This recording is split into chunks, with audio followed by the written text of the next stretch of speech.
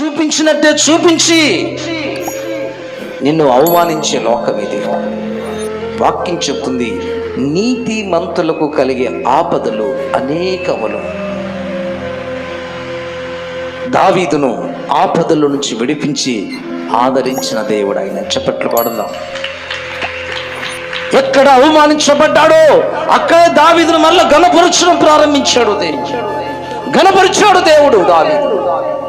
నిన్ను కూడా ఆయన ఘనపరుస్తాడు.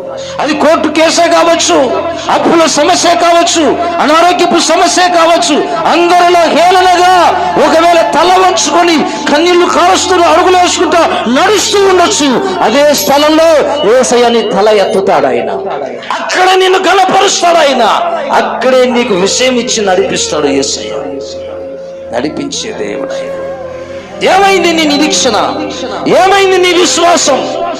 ఏమైంది నీ ప్రార్థన? ఏమైంది నీ భక్తి? ఎందుకు ఆలోచిస్తూ సన్నగిల్లిపోతున్నావు భక్తిలో? సమస్య వచ్చింది సమస్య. చేత కాని వాడిగా కృంగిపోతావా? లేచి బైబిల్ చేత పట్టుకుని ప్రార్థనలో మోకరిస్తావా? ఆలోచించు. సమస్య గొప్పది కాదు. సమస్యకు సమాధానం ఉంది, పరిష్కారం ఉంది. ప్రశ్న ఎక్కడ ఉంటుందో జవాబు కూడా అక్కడే ఉంటుంది. ఆమేన్. జవాబు కూడా అక్కడే ఉంటుంది. కానీ నీవు వెతకాలి. విశ్వాసంతో వెతికితే దొరుకుతుంది.